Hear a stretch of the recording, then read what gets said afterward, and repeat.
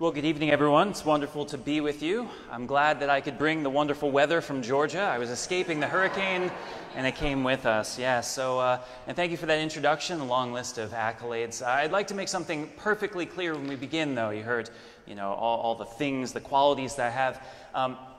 I am not a Jedi, okay? Can we make that entirely clear? I am also not a rabbi. I am not a Muslim. There is no theater in town that I'm a part of. These are the things that people ask me when I approach them. I know this is New York City and nothing phases you. You've seen absolutely everything. But I know when people are looking at me, and I've been walking around the city today turning heads. Always, always a weird fascination. These are not garments of war. I am not a part of some intergalactic battle. I'm a Franciscan. I'm a man of peace. This is a holy robe. It's a simple garment. It's one of poverty and simplicity. It's a remembrance of our vows. You may know that we've got a rope here.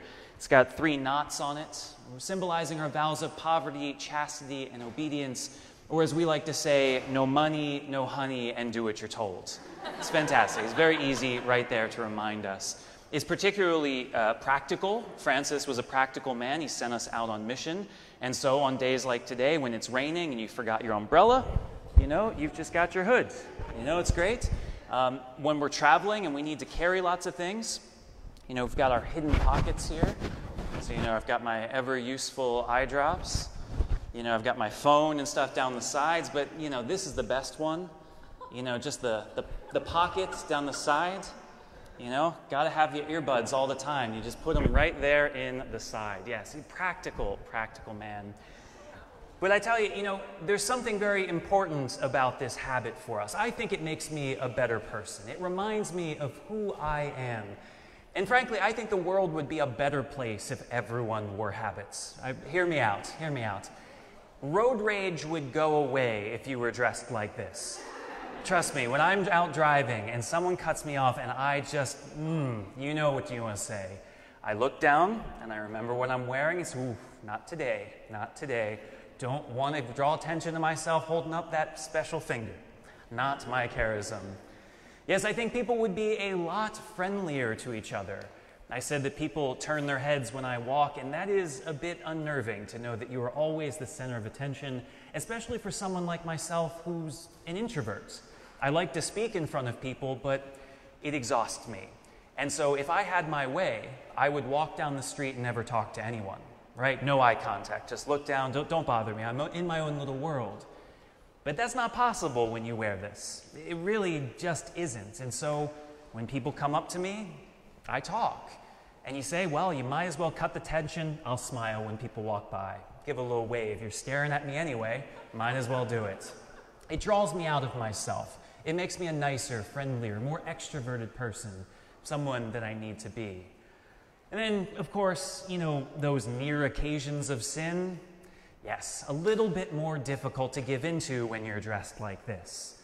Those seedy places, those things you really shouldn't be doing, not a chance in hell you're going to catch me wearing this, going out and doing bad things. Can you imagine being caught on the news in doing something I knew I wasn't supposed to do? Can you imagine the headline, Friar caught, fill in the blank? No. I just can't even imagine having to call my provincial. Say, hey, Father Kevin, you know how we were always saying we should make a splash, get on the news, be evangelizers? Well, I got some good news. Got some bad news as well, of course. So we don't want to do that. The habit reminds me of who I am. It keeps me on the straight and narrow. Which is why I always say, if you want to do something bad, just take the habit off, right? No, just kidding. That is not its purpose. Because really, it's not a costume.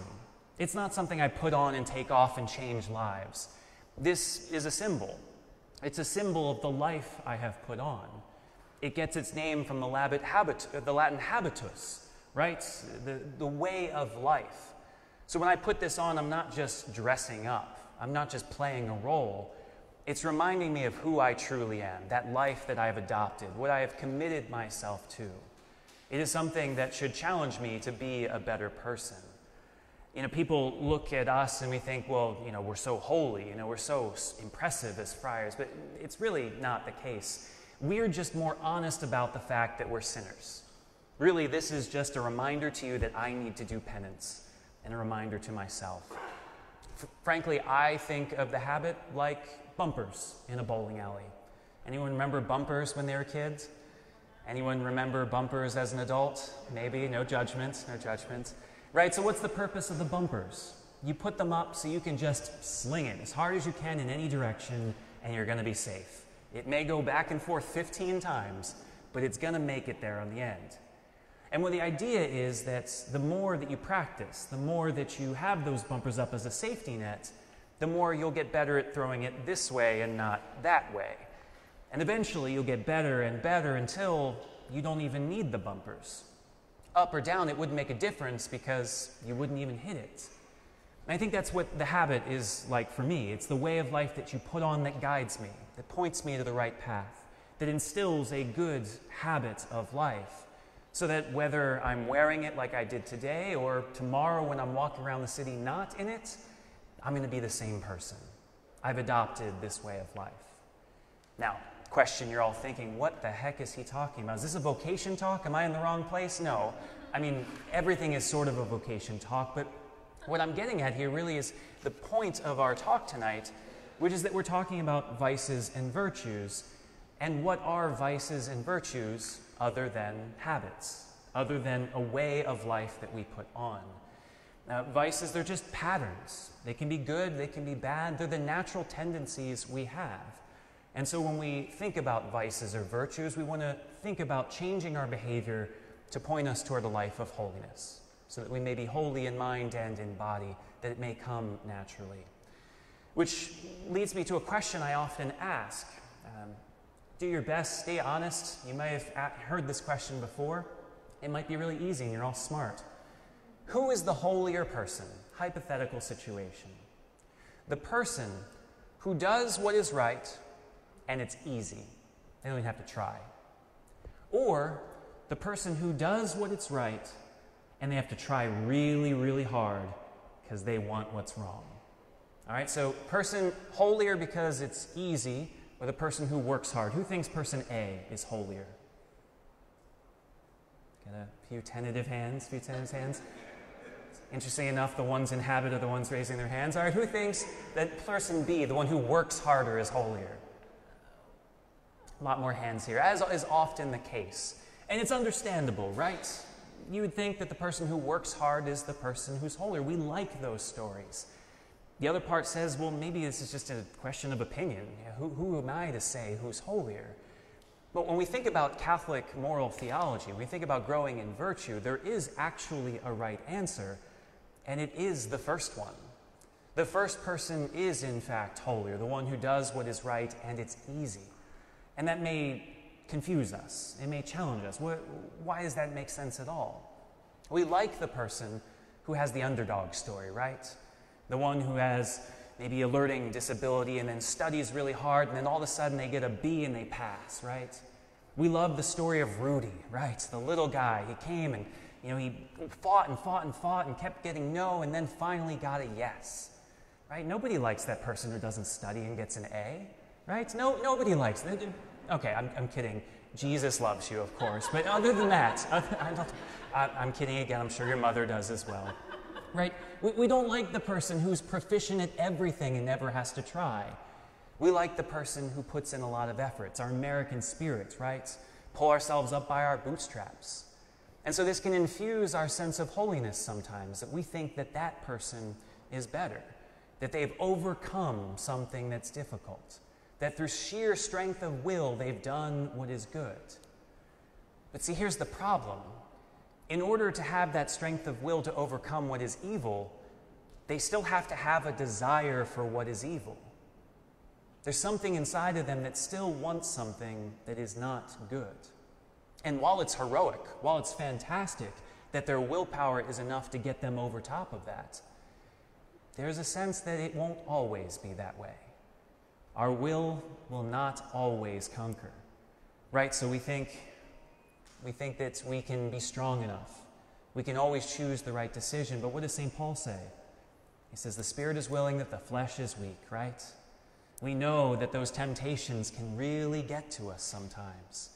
That sign that says, do not press this button, right? There's something inside of us like, I know I shouldn't, but I really, really want to. You have to hold back.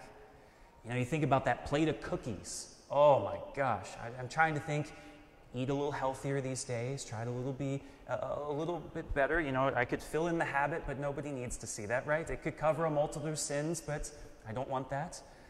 But you put a plate of warmly baked chocolate chip cookies, I get a waft of that, 50-50 chance I'm going to eat the whole plate, right? It's even money. There's something inside of me that still desires what I know that I shouldn't do. And so in order to be good, we have to overcome that. And sometimes it doesn't always work. Sometimes our will is not strong enough. The person who has that desire is always going to have to work harder and thus is farther away from holiness. We might think of it in a different analogy. I'm an athlete. I've always played sports. I love watching sports. Which person is the pure athlete? Which one would you want on your team? The one who has flawless technique and always does everything right without even having to try? Or the person who's always thinking, all right, elbow out, tuck it in, don't bend the shoulder, I got to do it exactly right. Of course you want the first one. The person who just naturally, flawlessly does what is right. That they've practiced so much over and over and over again that they could do it in their sleep. You know, Michael Jordan is the greatest player of all time. He once closed his eyes to make a free throw, to show up the guy next to him. But he could do it because he's done it a million times. It had become so a part of who he is that he didn't even have to try. That is what makes a great athlete. And that is what makes a holy person. To be so familiar with what it means to do good that you want it, that it becomes natural.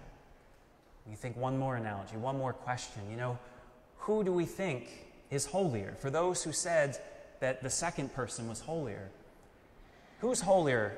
The saints? Our Mother Mary? For doing what is right and wanting to do what is right? Or me, doing what is right but grumbling all the way, struggling and having to overcome my desire for what is not right? When you put it in those terms, I think it becomes much more clear, right? We want to be like those saints. We want to not only do what's right, we want to want what's right as well. That becomes so a part of us that we can't even imagine not doing it. This is a holy person. This is a virtuous person. Someone who has practiced the faith, who has made it so a part of who they are that they can't even imagine doing evil anymore. I don't know about you, but I ain't there yet. We might have some saints among us. A few of you are glowing, but I don't know. My guess is that we've still got some work to do. And so tonight what we're talking about is how we develop these things, how we grow in the virtues of fortitude and justice and love and patience, all the things that make us better people. How do we live these when, frankly, they can be so difficult, when there are so many other vices calling our direction? I can tell you that it is not easy and that I continue to fall. I continue to say one thing and do another, right? How does St. Paul says it? We know that the law is spiritual, but I am carnal, sold into slavery to sin. What I do not understand, for I do what I do not want. I do what I hate. That passage speaks to my heart. As a vowed religious, I know what I want. I profess what I want publicly, but that doesn't mean that I always get there. I know I stumble in some ways the same way over and over again. If any of you have met religious or a human being, you know that it's difficult to live with people sometimes. The friars, I think, are chief among them at times. There was one time I came back to the house, really quickly needed to get something to eat before running out again to ministry, and I came into the kitchen and there was peanut butter everywhere. Everywhere. I kid you not. There was peanut butter on the counter. It was on the cabinet. It was on the sink. It was on the refrigerator. Peanut butter everywhere. I don't know how I'd make this clear. It was disgusting. And I knew exactly who did it. because he had done it before. He is an absolute slob.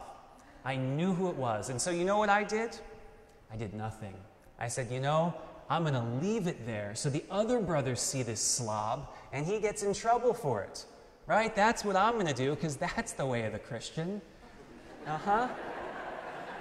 Fast forward 15 seconds.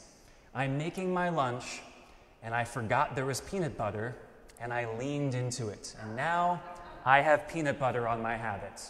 Now his sin has become my sin because I didn't take the 15 seconds to do what was right. And that in and of itself is annoying, right? I do what I do not want. I say love and mercy. I say look out for your brother, and then I do that. And if it were just that one instance, I could say, well, we all slip sometimes. But no less than 3 months earlier, I had written a blog post about this very topic and a lesson I had learned about fraternity and laying down your life for a friend. This situation involved a bathroom, which I will not describe, don't worry. Imagine what you can imagine. And I walked in and said, no, I'm not dealing with it. Same thing. Brother, you're on your own. Only to find that this brother was very sick. This brother needed some help. This brother was calling out, and I said, nah, we're on this on our own. You take care of yourself. Yeah, how many times have I done that? How many times I've said, fraternity is so important, I would lay down my life for you. But I won't clean a bathroom.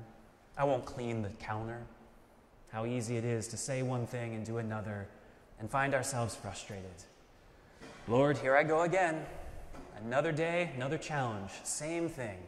These vices are tough to get rid of. And so this is what we're talking about tonight. Each in your own ways, I'm sure you have those recurring things, those things you just can't shake. Lord, I know what I want to do, but why can't I do it? I don't have the answers for you outright. You're not going to walk out tonight with a completely different soul. But I would like to offer a few suggestions, things that I've found to be helpful, and things that I hope will help you. The first thing I think is we need to rethink the way that we approach sin. Right? Sin is a terrible thing, and we need to focus a lot of attention on it. But unfortunately, sometimes we only focus on the sin. We sin and we go to confession, we think to ourselves, no one put a gun to my head. I could have very easily chosen whatever I wanted, and I chose that. What's wrong with me, Lord? And we beat ourselves up because all we can see is that action. And there's some truth to that, right? You do have free will. You should choose what's right. But the fact of the matter is it's a little more complicated than that sometimes. It's not just about that one decision. Sin, I think, is the final step of our actions. It's step 5, when in fact there's step 1, 2, 3, and 4 that led to it. There's those things that had us going all day, maybe before we had that sin. Those things that prepared us, that weakened our conscience. Maybe you start off the day with a stressful phone call, really just throws your day off. Then you go and you have a really tough day at work, just really beats you down, and you forget to pray. You don't have enough time, so you skip that as well. Then you go out and you try to go to a talk and it rains on you and you forgot your umbrella, and you're like, man, what is wrong with this day? And then to top it all off, you thought Mike Schmitz was talking tonight, and there's this guy in brown, and you're like, dang it, this day. And so you get home, and you're just kind of weak and you're beaten down, and that temptation just becomes a little stronger. You're looking for a little comfort, maybe. That cookie, calling your name. That glass of wine, that 6th glass of wine. That text message, those things out in the city that are calling your name that you would never normally do. But tonight, I really need a win. I really need something fun. I need to let loose. I've just had a terrible day. You make those decisions, and all the time we focus on that decision in and of itself. We come to the confession the next day, and we just look at ourselves with shame and say, how could I ever do that? I knew that was wrong. Why would I do that? We feel ourselves like Paul. I do what I do not want. But what we forget is that there were steps 1, 2, 3, and 4 acting on us. We forget that we were primed all day, so that by the time we made that decision, we had been cooking for hours. Right? We were angry, we were sad, we were hungry, we were lonely. We were all these things that work on us. These things that weaken our conscience, that blur our vision. We tried to go about our day without prayer. That's not going to work well. And so while we want to focus on the sin, obviously, I think we also want to focus on those things that led to the sin, those habits that we were starting to form, those things acting on our conscience, taking away our free will. If we want to get over sin, we've got to recognize what leads to it, those things all throughout our day. But of course, it's not just that day, right? You can think of our whole lives, the way that we've been prepared for this decision right now. Think about 20, 30 years that you've been learning how to talk a certain way, learning how to walk a certain way. You've developed habits of who you are and what you're going to do. These did not come overnight, and most of the time you don't even think about them. They're just natural to who you are. And so when you're in a stressful situation, when you find yourself not sure of what to do, up against the wall, you're going to seek what's comfortable. You're going to rest on what you've done for so many years without even thinking about it. If you have good habits, if you find yourself going to prayer, find yourself taking a deep breath, going for a walk, getting your anger out in a different way, you're going to be good because that's what you want. That's what comes natural. But if you've developed bad habits over the years, if you find that, I find comfort in a glass of wine or an extra beer, it's really that computer with all the world has to offer, that's going to bring me a little comfort. Whatever it might be, picking up our phones just to fill that void. When we find that we do this over and over and over again for 20 years maybe, that decision tonight, right now, isn't always a completely free decision. There is so much of ourselves going into this. I think we need to recognize that sin is obviously very important, but it's not just about that decision. If we want to live in virtue, if we want to turn from vice, we have to look at all those things that led to that, and I think we need to rethink our approach to sin. In my experience, hearing confessions, very, very few people come in saying, "Father, I chose something wrong, I did bad, and I don't really care." Never happens. Very rarely does someone come in and say, "Well, I did something horrible, but it's not that big a deal, I'll get over it." More times than not, almost every single time people come in distraught. They're so sad, so shameful. "I can't believe I did this thing. I can't believe I did it over and over again. Father, when am I going to change?" I'm not an expert on this by any means, but what it seems to me is that our habits play a major role in this. That when we start doing something over and over again, it influences the way we think. It calls us then, if we're going to do our examination of conscience, not just to look at the sins, but to look at those near occasions of sin, to look at our daily lives, to look at who we hang out with, how we spend our time, how do we handle our stress. I think there are a lot of things working below the surface that we never even look at. And so we just look from the top and say, "Why can't I stop doing this when the fire's burning down here?" A life of virtue is about that fire. It's about changing out those habits, changing out our focus. You can't just take away the sin all by itself. You've got to look at what goes into it. And so the first thing I think is we need to rethink the way that we approach our sin. When we do that, then I think we need to regularize our lives a little bit more, find a little bit more discipline in everything we do. I have a theory that I think vices are like conspiracy theories. Hear me out. Once you have one, I think you've got a lot of them, right? You never really hear of someone who thinks the moon landing was fake, but thinks like everything else is fine. No, you find the moon landing is fake and the earth is flat. Right? And Denver is the center of Illuminati, right? It's just like the more you dig, the more you find, okay, they're in all of them, right? I think vices are like that. No one really has just one thing that they struggle with. I don't think that it's just like, I'm a perfect person, but just, this thing really bothers me. I think that we're connected in a lot of ways. Because, again, it's not just the surface, but it's what's beneath and what goes into it. Working with college students, I counsel a lot of young men who are struggling with pornography. It's obviously a very big issue in our lives. A few women as well I counsel. And what I do when I ask them, they're so angry, they've been working on it for years, why can't I get over this? And so I said, let's just take a step back here a little bit. Tell me about your prayer life. How do you pray? What are you eating like? You eating well? Tell me about your day. Is your room clean? Is it messy? Do you get your homework done on time?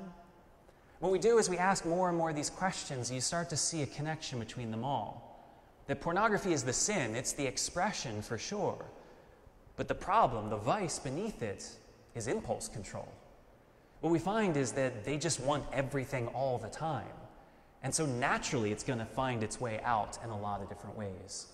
And so rather than just dealing with the pornography, just this outward expression, we got to deal with the spirit underneath, the habit that they've developed, that whenever they're stressed, they seek comfort. That is not going to be a recipe for success. I think sometimes that we need to focus on everything. We need to focus on the life that we live even before we get to that situation. What do athletes say all the time? That the game is won or lost even before you take the field. It's won or lost on the practice field. It's won or lost in recital, in our practice when it doesn't matter what happens, when nobody's watching. It matters in the little things, in the details, so that when we are under stress, when we do have to push ourselves, it comes natural. You don't just show up one day and will yourself to win. That's not the way it works. It's a life of discipline and practice and focusing on those little things. I think that those little things really are the way that we need to look. We can't just focus on the big things, but every little thing.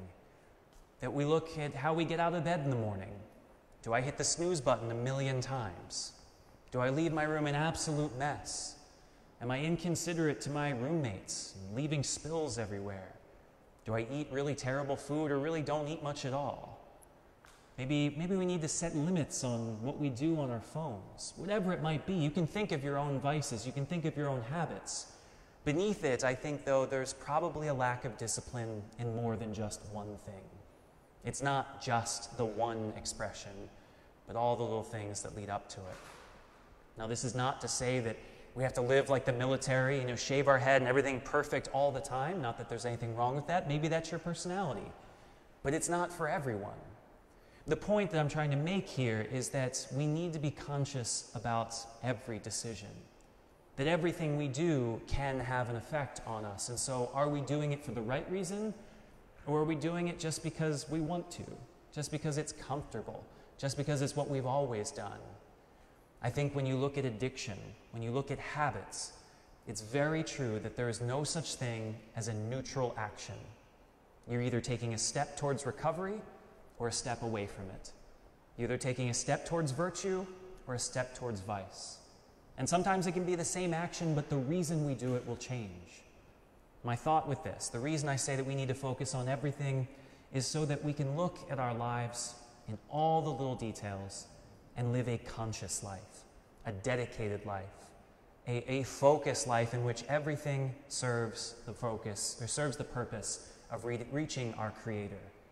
That nothing is accidental, because it's the accidents that create habits, and the habits that create vices, and the vices that create sins. And so we go all the way back to live a conscious life. The day before I was ordained, I met the bishop who would be ordaining me. The first time we had met, we sat in his office, and he gave me similar advice. He gave me advice that I've lived by, or tried to live by, in those 2 years. He said, you're going to find yourself as a priest beaten down some days, that it is not always easy. That in fact, you're going to be so tired that you're not going to know what to do at night. There's going to be a temptation to fill that hole sometimes with a beer, to sit in front of the TV and just have a beer or two, and it's going to feel great. Nothing like a beer at the end of a hard day. He said, and sometimes you may do that. But he said, you should get in the habit, first and foremost, when you've had a day like that, to go to prayer, to give that energy to Christ, to make sure that everything that you are and do is for His purpose, and that you find rest in Him first and foremost. I think it's the best bit of advice he could have given me, because there are days that I feel like that. There are certainly days that absolutely beat me down. And you know what? Sometimes I sit with the brothers and have a beer, and that's great. There's nothing wrong with that in and of itself. But the question again is that conscious nature. Am I slipping into this? Am I doing this just because it's natural? Am I doing this habit just because it makes me feel good for a moment? And what does that say 5 years down the road, 10 years down the road, when that is the only way that I can relax? That is all I know. What am I going to do on that big stage when the biggest day of my life comes? I'm going to rely on that. Whereas I could have been living with Jesus. I could have been giving him my absolute time. That could have been the thing that I wanted. And so I say, if we're trying to get over vices, if we're trying to give in to virtues and grow in them, I think we need a conscious attitude to evaluate every little bit of our lives and say, is it taking us towards virtue or towards vice? What is our focus here? And so we need to rethink sin. I think we need to have a little more focus in our lives. But of course, we need to remember that this is not something we do on our own. To try to do it on our own will absolutely fail. I remember back a number of years ago, I was in formation. I was really struggling with a couple of vices. Things really hold me back, and I was getting angry with them. And so I went to confession once, and then I sinned again. And then I went to confession again, and I found myself with the same vices. And I was just getting so angry with myself. And I felt like a hypocrite, right? Don't you feel like a hypocrite sometimes? You just keep confessing the same thing over and over again. And so what I said to myself was, you know, I don't want to bother God with this anymore. I feel cheap taking this. I need to prove to myself first that I can get over this before I go to confession. I can't just be that person that keeps going back and going back. And so I committed myself. I got to go a whole month without doing these things. 9 months later, I went to confession, still failing, right? Couldn't do it. And I told this story to the priest, and he laughed at me. Never good when a priest laughs at you in confession. He was another friar. We had a bit of a relationship. It wasn't mean, but he just laughed at me, and he said, "You thought that would work? Really?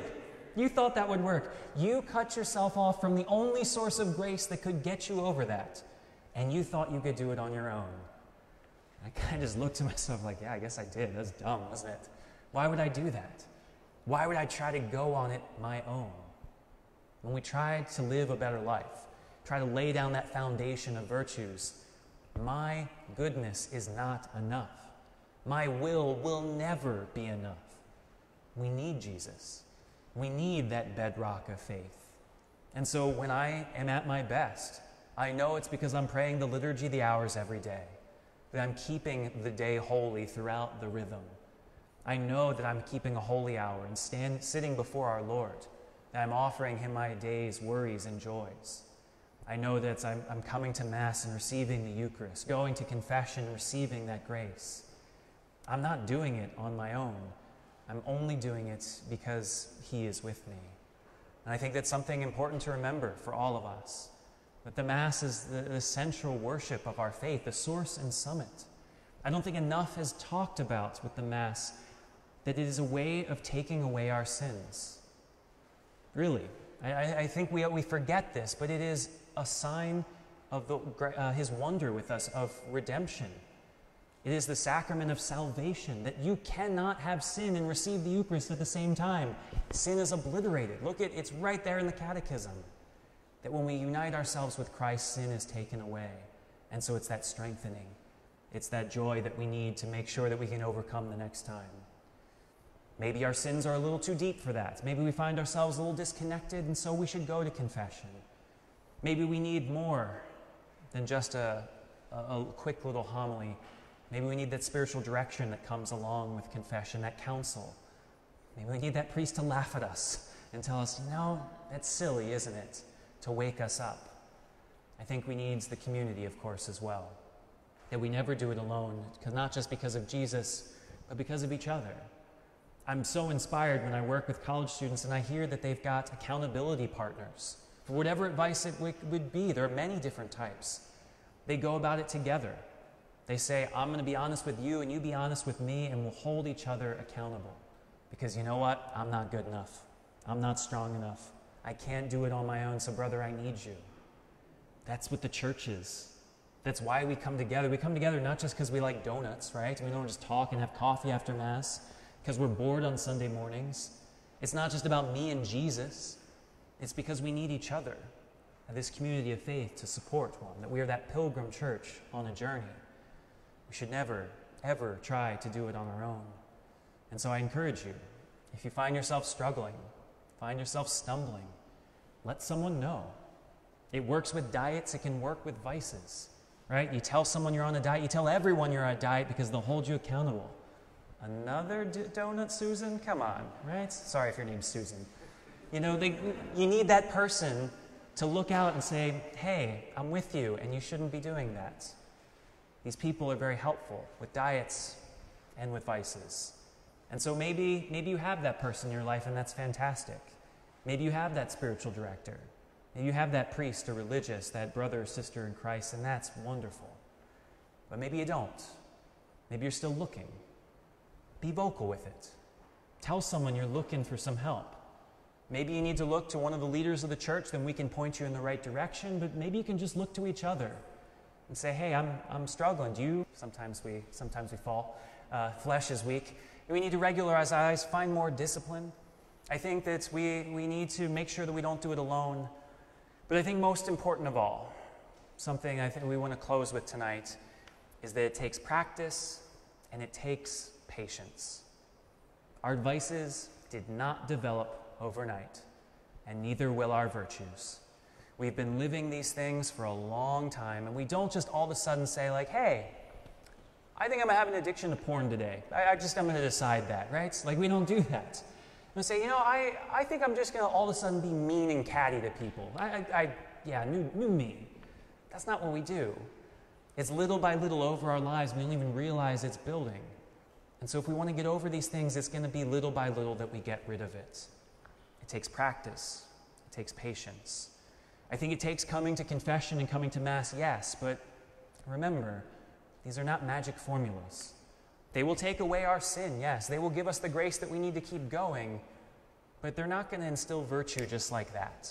You're not going to leave the confessional an entirely new person. You're going to be more or less the same person that you walked in as, just maybe with a little more direction, a little cleaner, but you may still have the same habits. I think it's important to remember that the church gives us these opportunities throughout the year, that we have Lent and to a lesser extent Advent, these opportunities to focus our attention not just on one decision, I sinned, I need to do better, but what's beneath it? How do we begin this practice? How do we stick to it in perseverance for 40 days and really let a new habit build? I think that these are wonderful opportunities that we can all do. We often give up things like chocolate, right? We give up TV or social media or alcohol, and if that works for you, absolutely awesome. If you want to be basic, right? I mean, come on. If you want to be cool, you do what I did, which I'm sure no one in this room has given up before, was when I was in college, I gave up saying, "That's what she said" jokes. True story. True story. You have to remember this was the height of The Office. Michael Scott was a major influence on people, and people loved those jokes. It was very funny and very easy, lowest common denominator. You could always get a laugh out of people. And so I said them all the time, and I said them even more. And I looked for any opportunity to make people laugh to the point that I was thinking about it a lot more than you should. And I realized, being in the category of Michael Scott is never a good thing. What am I doing with my life? Things need to change here. And so one Lent, that is exactly what I did. I said, I'm just not going to say those jokes anymore. It's just not hugely moral thing. It's not the worst thing in the world, but it's the habits that's really the problem. It's the mindset that I have that's really getting in the way of a normal adult life. And so I did it. And 40 days came and went, and I did well. To the point that Easter came and I wasn't just happy to say that's what she said any moment I could. My life had changed. I didn't look down on people who still said that joke. It's still funny. But it just wasn't something I needed to be anymore. It was a different life, a different pattern. I had taken those 40 days to kind of take a step back and rewire my brain a bit. And it worked. This is a simple, stupid, silly thing, but this is why we have Lent. For that opportunity for conversion, that opportunity to be focused and have perseverance and know it's not going to come in a day or a week. It might take a month or two or even longer. And so the church reminds us each and every year that we need to rebuild those virtues, get rid of those vices. But what I say is, why wait till Lent? Why wait? It's so long away right now. Why wait till Advent when you could start right now? Today could be the start of that 40 days. Think about who you'll be in 40 days rather than who you'll have to wait to be during Lent. It's an opportunity, I think, to show perseverance, to take that first step, and how important it is to know it's not going to happen overnight, so we might as well get started now. On a more serious note, this is how I've had to approach prayer in my life. That when I entered the Friars, it did not come easily. This is not something that I just couldn't wait to go sit in the chapel. I found it kind of boring, right? I love Jesus. I love the Bible. I love doing things. But when I first entered, I just didn't, it didn't pull me, right? It didn't gravitate to me. And so I realized this is kind of a problem, right? I'm dedicating my life to Jesus and I don't want to spend any time with him. Something's got to change here. And so what I did was I dedicated myself to getting up at 5:50 in the morning, which you don't know anything about me, but I'm not a morning person. This is a major feat for me. I had to do it before the day started, but I did it. I committed to it. And I can tell you for the first week or so, I was angry. Jesus, what the heck am I doing here? Right? This is not what I want to do. But I got there. I showed up because I knew he had shown up. I knew he was faithful, so I was going to be faithful to him. And so for the first couple weeks, I came just because I had to. But after a couple weeks, it got a little easier. That 30 minutes started to go a little quicker. I started to wish there was a little more time. I was starting to get into something, starting to discover things about myself, starting to come closer to Jesus. By the end of maybe 2 or 3 months, I don't know how to say this, I look forward to getting up in the morning. How strange it is to think that I liked getting up in the morning because I was in this habit of doing something I liked. I really found that something had changed in me one day, maybe 3 months in. I had stayed up very late the night before, football game, something like that, and I decided, what's one day? I'm just going to skip prayer tomorrow, and I need to sleep in. Just one day, right? 5:50 in the morning, with no alarm, I woke up.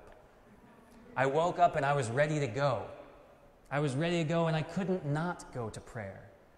I know what you're probably thinking, like, that's not a miracle. That's just your circadian rhythm. You have trained yourself just to get up and you don't need an alarm, right? But that's the point. That's the point, is habit has an effect on us. It makes the good thing easier. It might just be a physical thing, but that physical thing does make a difference in our lives. When we're tired in the morning, we don't want to do things. When we're awake in the morning, it all of a sudden becomes easier. So maybe we should work on not being tired in the morning. Maybe we should work on that habit of getting up at a certain time. That habit of going each and every day, even if we don't want to. Not because of that day, but because that's who we are. That's the habit we're creating. And we find that it may not happen today, or next week, or even next year. It might take some time. But we will find when we commit to Jesus, he will commit to us. And when we commit to the good thing, it will become better. Our founder, St. Francis, hated the lepers, found them disgusting, couldn't stand to be around them. But he went there because he thought Jesus was calling him to be there. And so he went and he went and he went and he served in ways that he did not like, until one day he said, what was bitter has become sweet. That is virtue. That is what we are working towards. That beneath us there is now a desire that we can be like the saints, to do what is holy, not because we're told to, not because we have to, but because we actually want to. It is a difficult path for sure, but if we ask God for our help, if we continue to go along the way, he will be with us. I'd like to close here with a prayer before we go back to the music. It's a prayer that I think is very important to us as young adults, for me personally, as we struggle to have that habit. Above all, trust in the slow work of God. We are quite naturally impatient in everything to reach the end without delay. We should like to skip the intermediate stages. We are impatient of being on the way to something unknown, something new. And yet it is the law of all progress that it is made by passing through some stages of instability, and that it may take a very long time. And so I think it is with you. Your ideas mature gradually. Let them grow. Let them shape themselves without undue haste. Don't try to force them on as though you could be today what time, that is to say, grace and circumstance, acting on your own goodwill, will make of you tomorrow. Only God could say what this new spirit gradually forming within you will be. Give our Lord the benefit of believing that his hand is leading you, and accept the anxiety of feeling yourself in suspense and incomplete. May God give us his peace tonight. Amen.